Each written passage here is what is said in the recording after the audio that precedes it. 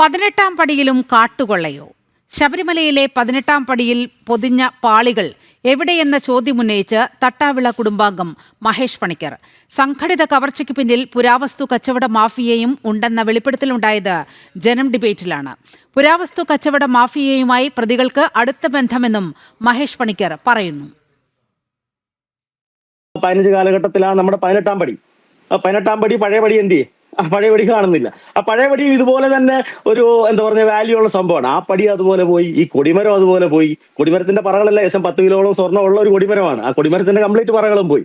അതുപോലെ തന്നെ അതിന്റെ വാജുവാഹനം പോയി, അതിന്റെ അഷ്ടദിക്പാലകർ പോയി.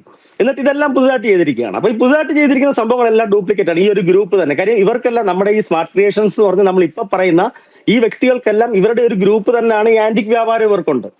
അപ്പം ഈ ഒരു ആന്റിക് വ്യാപാരത്തിന്റെ ബേസിൽ തന്നെയാണ് നമ്മുടെ ആദ്യകാലത്തെ യോഗദണ്ഡ്. ഇപ്പൊ നമ്മൾ ജയിലിൽ കിടക്കുന്ന പത്മനാഭ സാറാണ് ആ സാധനം രണ്ടാമത് പണിതെന്ന് പറയുന്നത്. ആ യോഗദണ്ഡ് എന്ന് പറഞ്ഞു കഴിഞ്ഞാൽ അത് യോദ്ധാക്കളുടെ മൂർച്ചയില്ലാത്ത ഒരു ആയുധം എന്ന് തന്നെ പറയാം. യോദ്ധാവിൽ നിന്ന് യോഗിയിലോട്ടുള്ള അയ്യപ്പന്റെ ഒരു ട്രാൻസ്ഫോർമേഷന്റെ ഒരു ടൂളാണ്. നമ്മൾ മജീഷ്യന്റെ ഒക്കെ ഇരിക്കുന്ന പോലത്തെ അത്ര അതിനകത്ത് അമൂല്യമായ വാല്യൂ ഉള്ളൊരു സംഭവമാണ്. മെയ്തി ഉണ്ടാക്കാലോ എന്നൊക്കെ പറഞ്ഞിട്ട് ചില പ്രത്യേക യോഗ സിദ്ധ ഒക്കെ നേടുന്നവര് അവർ യൂസ് ചെയ്യുന്ന ഒരു ടൂളാണ്. അവർക്ക് ഈ വന്യമൃഗങ്ങളെയും മറ്റു കാര്യങ്ങളെയൊക്കെ ഹാൻഡിൽ ചെയ്യാൻ പറ്റുന്ന, അല്ലെങ്കിൽ ഈ സിദ്ധ അങ്ങനത്തെയൊക്കെ പരമ്പരയപ്പെടുന്ന വളരെ അമൂല്യമായ ഒരു വസ്തുവാണ്. ആനക്കൊമ്പ് വെച്ചിട്ടുള്ള ഒരു കവറിന്റെ കുഴലിനകത്തൊക്കെയാണ് അത് ഇരിക്കുന്നത്.